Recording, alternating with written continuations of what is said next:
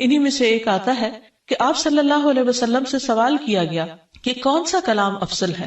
آپ نے فرمایا جو اللہ نے اپنے فرشتوں اور اپنے بندوں کے لیے چنا، اور وہ ہے سبحان اللہ و بحمدہ، سبحان اللہ و بحمدہ، یعنی جب انسان دعا کرنا چاہے تو اس سے پہلے کچھ مرتبہ جتنا اس کا دل چاہے اللہ تعالیٰ کی تسبیح اور حمد و ثنا بیان کرے، اور بار بار تکرار کے ساتھ کہتا رہے سبحان اللہ و بحمدہ، اس کے بعد درود شریف پڑھے جتنی دیر پڑھنا چاہے، اور پھر اس کے بعد اپنی حاجت اللہ سبحانہ وتعالیٰ کے سامنے رکھے تو انشاءاللہ اس کی پریشانی دور ہوگی۔ جہاں تک گھریلو پریشانیوں کا تعلق ہے تو اس میں ہم دیکھتے ہیں کہ ہر گھر کے اندر کوئی نہ کوئی چیز ایسی ہو جاتی ہے کہ جس سے باہمی تعلقات میں بدمزگی پیدا ہو جاتی ہے۔ بعض افراد کی طبیعت میں غصہ زیادہ ہوتا ہے، بعض لوگ جھگڑالو ہوتے ہیں، بعض لوگ شکی مزاج کے ہوتے ہیں، بعض لوگوں کو اونچا بولنے کی عادت ہوتی ہے، بعض لوگ دوسروں کو مختلف باتوں پر زج کرتے رہتے ہیں، بعض لوگ اپنی ذمہ داریوں کو ٹھیک سے نہیں نبھاتے۔ تو یہ تمام چیزیں صرف نہ یہ کہ ایسے انسان کو خود بلکہ اس کے آس پاس رہنے والوں کو اذیت میں مبتلا کر دیتی ہیں۔ اب اس میں انسان بعضوں کو سمجھانے سے بھی کام لیتا ہے، دوسروں سے بھی مدد لیتا ہے، لیکن پھر بھی مسئلہ حل نہیں ہوتا۔ تو صحابہ کرام تو اپنی جوتی کا تسمہ بھی ٹوٹ جاتا تو اللہ سبحانہ تعالیٰ سے مانگتے تھے۔ تو اگر گھر کے اندر کسی قسم کی ناچاکی یا پریشانی ہے تو اس سلسلے میں بھی ہمیں اللہ تعالیٰ کی طرف رجوع کرنا چاہیے، اور پھر اس کے ساتھ ساتھ دوسرے کو جو مشکل پیدا کر رہا ہے سمجھانا بھی چاہیے۔ جہاں تک لڑائی جھگڑے کا تعلق ہے تو اسے منافقت کی علامت بتایا گیا۔ آپ صلی اللہ علیہ وسلم نے فرمایا کہ منافق کی 4 علامتیں ہیں، ان میں سے ایک بات کرے تو جھوٹ بولے، وعدہ خلافی کرے، امانت میں خیانت کرے، اور جب وہ جھگڑا کرے تو گالی دے، یعنی جھگڑتا بھی ہے اور گالی بھی دیتا ہے۔ نبی صلی اللہ علیہ وسلم نے یہ بھی فرمایا کہ اللہ کو سب سے زیادہ ناپسند آدمی وہ ہے جو بہت جھگڑالو ہے، یعنی اللہ تعالیٰ ایسے شخص سے محبت نہیں کرتے۔ اس لیے اگر آپ کسی سے بات کر رہے ہو تو اس کی بات توجہ سے سن لے۔ چھوٹی چھوٹی باتوں پر جھگڑنا اور دوسرے کے ساتھ بد اخلاقی سے پیش آنا یہ درست نہیں۔ پھر اسی طرح مومن جو ہے وہ کبھی بد اخلاق نہیں ہوتا، اور بد اخلاقی پھر منافقت کی علامت ہے۔ رسول اللہ صلی اللہ علیہ وسلم نے فرمایا تمہارے یہ نسب نامے کسی کے لیے گالی کا سبب نہیں ہے، تم سب آدم کی اولاد ہو، ایک دوسرے کے قریب ہو، دین یا عمل صالح کے علاوہ کسی وجہ سے کسی کو کسی پر کوئی فضیلت نہیں۔ آدمی کے برا ہونے کے لیے یہی کافی ہے کہ وہ فحش گو ہو، بد کلام ہو، بخیل ہو اور بزدل ہو۔ پھر اسی طرح آپس میں محبتوں کا نہ ہونا، بہن بھائیوں میں ناچاکی یا شوہر بیوی میں ناچاکی یا والدین کے ساتھ محبت کا نہ ہونا، یہ ایک طرح سے اللہ تعالیٰ کی طرف سے ایک آزمائش بھی ہو سکتی ہے اور ایک عذاب بھی ہو سکتا ہے۔ مومن تو محبت کرنے والا ہوتا ہے، اور اس شخص میں کوئی خیر نہیں جو محبت کرتا نہیں اور لوگ اس سے محبت نہیں کرتے، اور لوگوں میں سب سے زیادہ بہترین انسان وہ ہے جو لوگوں کے لیے فائدہ مند ہوتا ہے۔ تو اس لیے بہت ضروری ہے کہ خاندان کے اندر باہم محبت پائی جائے۔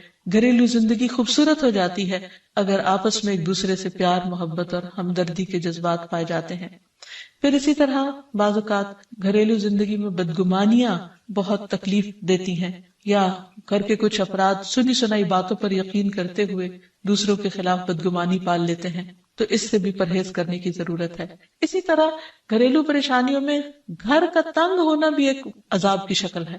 اس لیے نبی صلی اللہ علیہ وسلم نے ہر وضو کرنے کے بعد جو دعا سکھائی اس میں خاص طور پر یہ دعا آتی ہے کہ اللہ میرے گھر میں وسعت پیدا کر دے، یعنی ایک تو دلوں میں وسعت ہو اور دوسرا یہ ہے کہ جگہ بھی کشادہ ہو۔ رسول اللہ صلی اللہ علیہ وسلم نے فرمایا 3 چیزیں بدبختی میں سے ہیں۔ عورت جب تو اسے دیکھے تو وہ تجھ کو بری لگے اور وہ تجھ پر اپنی زبان چلائے، اور اگر تو اس سے غائب ہو تو وہ اپنے نفس کی اور تیرے مال کی حفاظت نہ کرے۔ دوسرے مریل سواری کہ اگر تو اسے مارے اور چلائے تو تجھ کو تھکا دے، اور اگر اسے چھوڑ دے تو تجھے جلد تیرے ساتھیوں تک نہ پہنچائے، اور ایسا گھر جو تنگ اور کم سہولتوں والا ہو۔ تو اس لیے اگر انسان ایسی کسی تکلیف میں مبتلا ہے تو اس کا حل بھی یہی ہے کہ کوشش کے ساتھ ساتھ انسان دعا کرے۔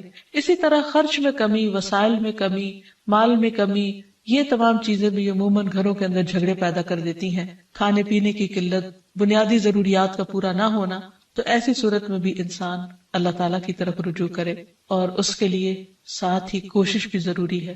کوشش میں سب سے پہلے تو یہ کہ انسان لڑائی جھگڑا چھوڑے، صبر و ضبط کی عادت ڈالے، برداشت اور تحمل کی عادت اپنے اندر پیدا کرے، اپنے اخلاق کو بہتر بنائے۔ ایک حدیث کے مطابق اللہ سبحانہ و تعالیٰ جب کسی گھرانے پر خیر و برکت نازل فرمانا چاہتے ہیں تو اس گھر والوں کے اندر نرمی پیدا کر دیتے ہیں. اور ایک اور حدیث میں یہ بھی آتا ہے کہ جو نرمی سے محروم کر دیا گیا وہ ہر خیر و بلائی سے محروم کر دیا گیا. تو اس لیے گھر کے ہر فرد کو اپنے اپنے رویے پر غور کرتے ہوئے اپنے اخلاق کی اصلاح کرنے کی ضرورت ہے، اور دوسروں سے توقعات زیادہ رکھنے کی بجائے اپنا طرز عمل اچھا کرنے کی ضرورت ہے. اور گھر والوں کے ساتھ بہترین ہونا نبی صلی اللہ علیہ وسلم کی سنت ہے. آپ نے فرمایا تم میں سے بہتر وہ ہے جو اپنے گھر والوں کے لیے بہتر ہو، اور میں تم سب کی نسبت اپنے گھر والوں کے حق میں اچھا ہوں.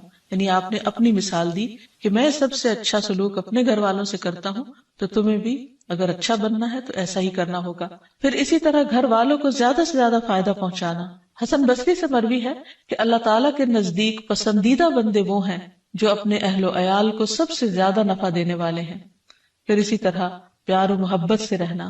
اگر لڑائی جھگڑا ہو بھی جائے یا کوئی غلط فہمی پیدا بھی ہو جائے تو اس وقت خاموشی اختیار کر لینا، مناسب وقت کا انتظار کر کے اس غلط فہمی کو دور کرنا ضروری ہے. پھر اسی طرح اللہ سبحانہ وتعالیٰ نے گھریلو زندگی کو خوشگوار بنانے کے لیے جو بہترین ہدایت ہمیں قرآن مجید میں دی ہے وہ ہے عفو و درگزر سے کام لینا. اللہ تعالیٰ فرماتے ہیں اے لوگو جو ایمان لائے ہو، بے شک تمہاری بیویوں اور تمہارے بچوں میں سے بعض تمہارے دشمن ہیں، سو ان سے ہوشیار رہو، اور اگر تم معاف کرو اور درگزر کرو اور بخش دو تو بے شک اللہ بے حد بخشنے والا نہایت رحم فرمانے والا ہے. تمہارے مال اور تمہاری اولاد تو محض ایک آزمائش ہے، اور جو اللہ کے پاس ہے وہ بہت بڑا اجر ہے. واللہ عندہ اجر عظیم، اور جو اللہ ہے اسی کے پاس بہت بڑا اجر ہے. یعنی انسان کو بعض اوقات اپنی ہی بیوی یا بیوی کو اپنے ہی شوہر سے اور بعض اوقات اپنے ہی بچوں سے یا اپنے ہی والدین سے دشمنی کا اندیشہ ہو سکتا ہے، اور وہ ایک دوسرے کے لیے مصیبت اور بلا ہو سکتے ہیں. لیکن ایسی صورت میں بھی انسان کا گزارا نہیں ہو سکتا جب تک ایک دوسرے کو معاف نہ کرے. زندگی کی گاڑی نہیں چل سکتی جب تک انسان دوسروں کے قصور اور غلطیاں ان سے درگزر نہ کرے. کیونکہ ہر انسان کبھی غصے کی وجہ سے، کبھی جہالت کی وجہ سے، کبھی جلد بازی کی وجہ سے، کبھی لوگوں کے اکسانے پر اپنے پیاروں کے ساتھ زیادتیاں کر جاتا ہے. تو ایسی صورت میں انسان اگر چاہتا ہے کہ اس کی زندگی خوشگوار ہو تو اسے معاف کرتے رہنا چاہیے. نبی صلی اللہ علیہ وسلم کے اخلاق کے بارے میں جب پوچھا گیا تو حضرت عائشہ کہتی ہیں کہ آپ تان و تشنیع کرنے والے نہ تھے، یعنی تانے نہیں دیتے تھے، یعنی اگر کسی سے غلطی ہو جاتی تو اسے بار بار یاد نہیں کراتے تھے، فحش کام نہیں کرتے تھے، بازاروں میں چیخنے والے اور برائی کا بدلہ برائی سے دینے والے نہ تھے، بلکہ معاف کرنے والے اور درگزر کرنے والے تھے.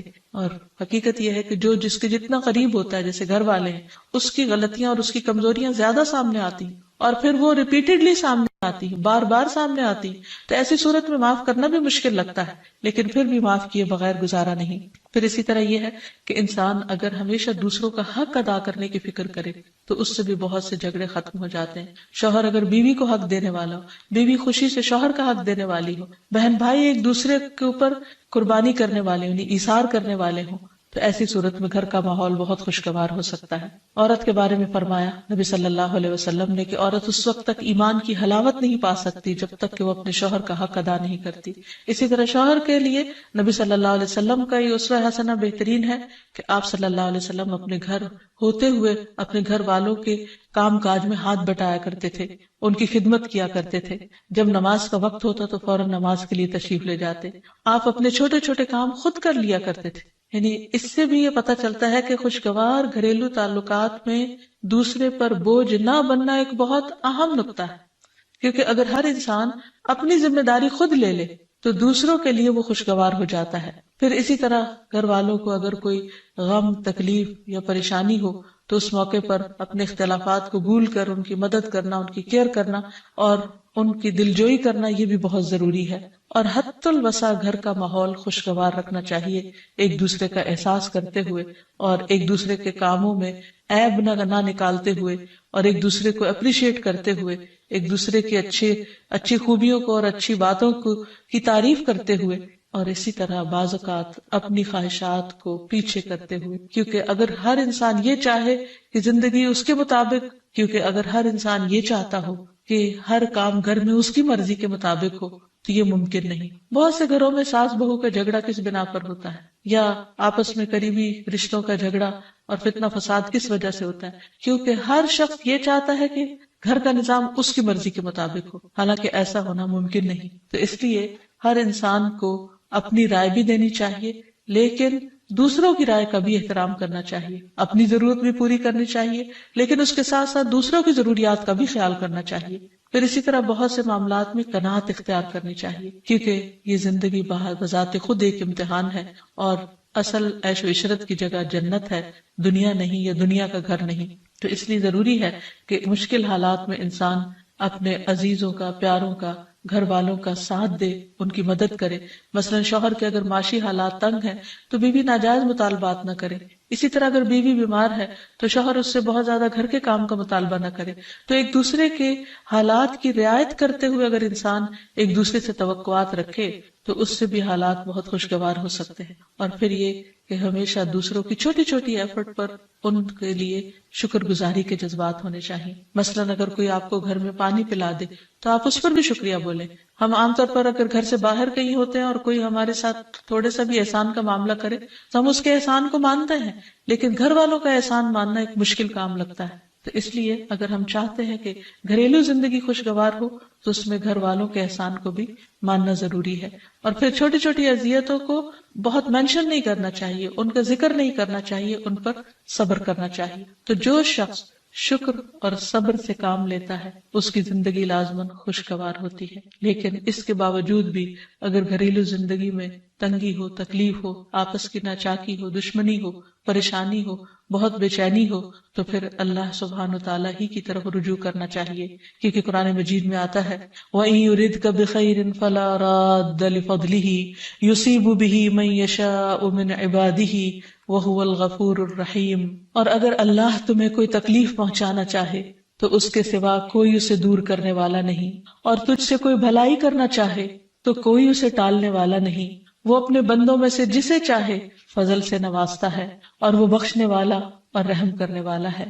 تو اس لیے چھوٹی چھوٹی تکلیفوں پر بھی فوراً اللہ کا ذکر، اللہ کی یاد، اللہ کی تسبیح انسان کے دل کو سکون بخشتے۔ اور نبی صلی اللہ علیہ وسلم نے خصوصاً اپنی پیاری بیٹی فاطمہ رضی اللہ تعالی عنہا کو جب وہ گھر کے کام کاج کر کے تھک جاتی تھی، کیونکہ اپنے ہاتھ سے چکی پیستی، اپنے ہاتھ سے آٹا گوندتی، اپنے ہاتھ سے اپنے گھر کے کام کاج کرتی، بچوں کو لک آفٹر کرتی، تو بہت تھک جاتی تھی، اور اسی تھکاوٹ کی وجہ سے انہوں نے ایک دفعہ نبی صلی اللہ علیہ وسلم کے پاس جب کچھ قیدی آئے تو خادم کا مطالبہ کیا، لیکن آپ صلی اللہ علیہ وسلم نے ان کو خادم دینے کی بجائے یہ تسبیحات سکھائی، اور فرمایا کہ جب تم اپنے بستر پر جانے لگو تو 33 بار سبحان اللہ، 33 بار الحمدللہ، اور 34 بار اللہ اکبر پڑھ لیا کرو۔ اور اسی لیے یہ تسبیحات فاطمہ کے نام سے بھی معروف ہیں۔ تو رات کو خاص طور پر بستر پر لیٹ کر یہ تسبیحات ضرور پڑھ لینی چاہیے، کیونکہ یہ گھریلو کام کاج کی تھکاوٹ کا بہترین علاج ہے اور خادم کی جگہ کفایت کرنے والی دعائیں ہیں۔ پھر اسی طرح گھر میں وسعت اور کشادگی کی دعا،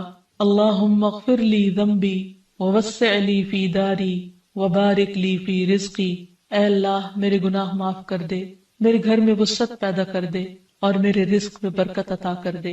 پھر اسی طرح چھوٹی چھوٹی پریشانیوں کے سلسلے میں، مثلاً بچے کو چوٹ لگ گئی یا اچانک کسی وبائی مرض کا کوئی شکار ہو گیا، تو علاج معالجے کے ساتھ ساتھ دعا کرنا ضروری ہے۔ مثلاً گھر والوں میں سے اچانک کسی کو کوئی ایسی بیماری آ گئی، کوئی سٹروک ہو گیا یا ہارٹ اٹیک ہو گیا، تو سارے گھر والے پینک ہو جاتے ہیں۔ ایسی صورت میں پریشانی کا صرف اظہار کرتے رہنے سے اور غمگین رہنے سے مریض کی مدد نہیں کی جا سکتی، تو اس موقع پر اللہ تعالیٰ سے دعا کرنی چاہیے۔ اور ایک بہت خوبصورت دعا جو نبی صلی اللہ علیہ وسلم نے حضرت اسماء بنت امیس کو سکھائی تھی کہ آپ نے فرمایا، کیا میں تمہیں ایسے کلمات نہ سکھاؤں جن کو تم پریشانی کے وقت پڑھا کرو؟ اور وہ کلمات ہیں اللہ اللہ ربی لا اشرک بہ شیئا، اللہ ہی میرا رب ہے، میں اس کے ساتھ کسی چیز کو شریک نہیں بناتی۔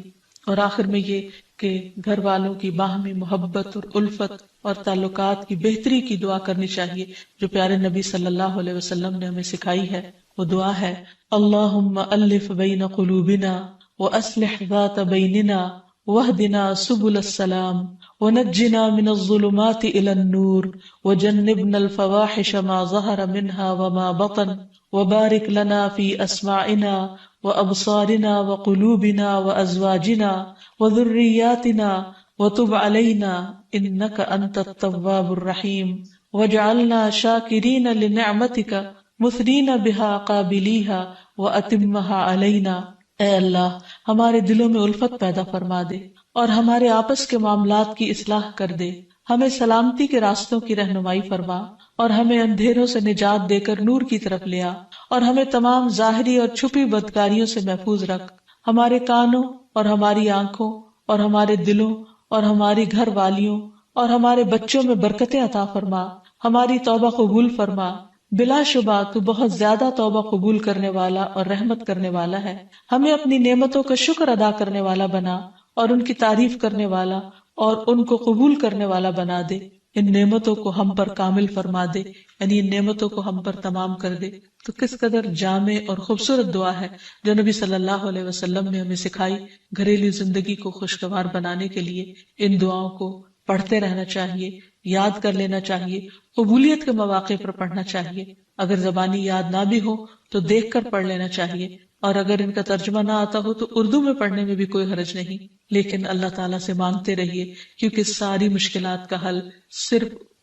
عن ابی موسیٰ عن النبی صلی اللہ علیہ وسلم قال مثل البیت الذی یذکر اللہ فیہ والبیت الذی لا یذکر اللہ فیہ مثل الحی والمیت، رواہ مسلم۔ سیدنا ابو موسیٰ رضی اللہ عنہ سے روایت ہے، نبی صلی اللہ علیہ وسلم نے فرمایا، جس گھر میں اللہ تعالیٰ کا ذکر کیا جاتا ہے اور جس گھر میں اللہ تعالیٰ کا ذکر نہیں کیا جاتا وہ زندہ اور مردہ کی مثل ہے۔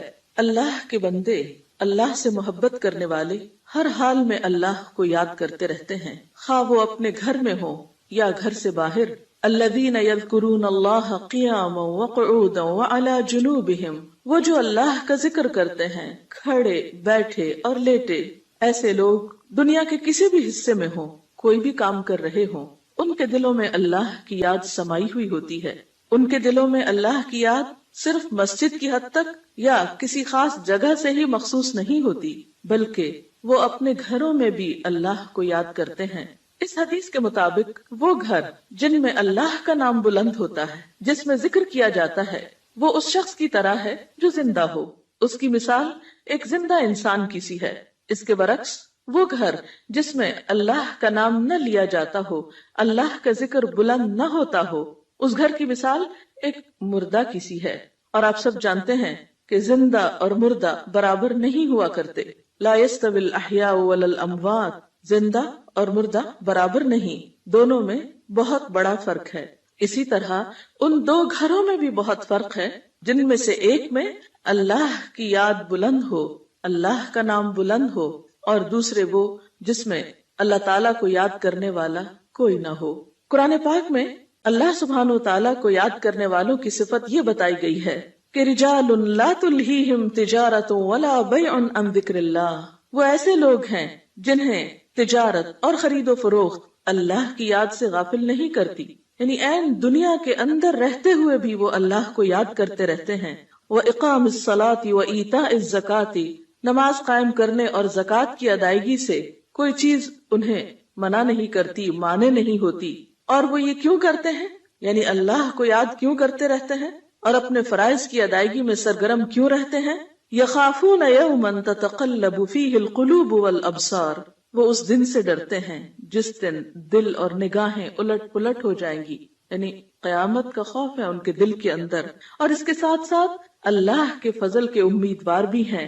لیجزیہم اللہ احسن ما عملوا ویزیدہم من فضلہ، تاکہ اللہ ان کو بدلہ دے ان کے اچھے اعمال کا جو انہوں نے کیے، اور اپنے فضل سے زیادہ بھی نوازے۔ واللہ یرزق من یشاء بغیر حساب، اور اللہ اپنے رزق میں سے جسے چاہتا ہے بے حساب عطا کر دیتا ہے۔ تو بات یہ ہے کہ جو دل خوف اور امید کے درمیان ہوتے ہیں وہ دل اللہ کی یاد سے معمور ہوتے ہیں، اور جن لوگوں کے دل اللہ کی یاد سے معمور ہوتے ہیں ان کے گھر بھی اللہ کی یاد سے معمور ہوتے ہیں۔ عام طور پر گھروں میں دو طرح سے ذکر ہوتا ہے، ایک انفرادی ذکر اور ایک اجتماعی ذکر۔ انفرادی ذکر میں نماز پڑھنا، قرآن کی تلاوت، اور اسی طرح چلتے پھرتے، اٹھتے بیٹھتے، گھر کے کام کاج کرتے، لیٹتے جاگتے، چلتے پھرتے اللہ کو یاد کرتے رہنا، خصوصاً وہ مسنون اذکار جو رسول اللہ صلی اللہ علیہ وسلم سے وارد ہیں۔ اور دوسری قسم اجتماعی ذکر کی ہے کہ کسی ایک گھر میں مختلف لوگ جمع ہو کر یا اہل خانہ ہی جمع ہو کر اکٹھے بیٹھ کر اللہ کو یاد کریں. اور اس سے مراد کسی خاص قسم کا وظیفے کا ورد ہی نہیں بلکہ اللہ تعالیٰ کی یاد کے مختلف طریقے ہو سکتے ہیں. اللہ تعالیٰ کی معرفت حاصل کرنے، علم سیکھنے اور جاننے کے جو حلقات ہیں وہ بھی اللہ ہی کے ذکر اور اللہ ہی کی یاد کی طرف انسان کو راغب کرتے ہیں. قرآن پاک میں خاص طور پر ازواج مطہرات کو یہ حکم دیا گیا وَاذْكُرْنَ مَا يُتْلَى فِي بُيُوتِكُنَّ مِنْ آيَاتِ اللَّهِ وَالْحِكْمَةِ، اور ذکر کرتی رہو، یاد کرتی رہو جو تمہارے گھروں میں پڑھی جاتی ہیں اللہ کی آیات اور حکمت کی باتیں. یعنی ازواج مطہرات رسول اللہ صلی اللہ علیہ وسلم کے گھر میں قرآن پاک اور حکمت کی باتوں کا ذکر کریں، یعنی انہیں آپس میں بھی سیکھیں سکھائیں اور دوسروں کو سکھانے کا بھی انتظام فرمائیں.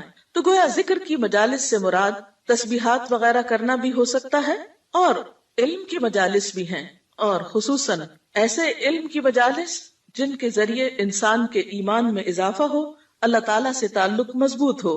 قرآن پاک میں اللہ تعالیٰ نے اہل ایمان کو خصوصی طور پر تنبیہ فرمائی، تلقین فرمائی، یا ایھا الذین آمنوا لا تلہکم اموالکم واولادکم عن ذکر اللہ، اے لوگو جو ایمان لائے ہو، تمہارے مال اور تمہاری اولادیں تمہیں اللہ کے ذکر سے غافل نہ کریں.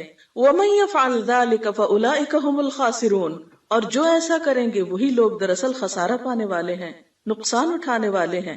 یعنی گھر میں ہوتے ہوئے انسان دنیا کے کاموں میں مشغول ہو جاتا ہے یا بال بچوں کی محبت میں بعض اوقات اللہ تعالیٰ کی یاد سے غافل ہو جاتا ہے، تو ایسے میں فرمایا کہ لا تلہکم اموالکم و اولادکم عن ذکر اللہ، یہ دنیا کے مال اور یہ تمہارے بال بچے تمہیں اللہ کی یاد نہ بھلائیں. گویا گھر میں ہوتے ہوئے اللہ کو یاد کرتے رہو.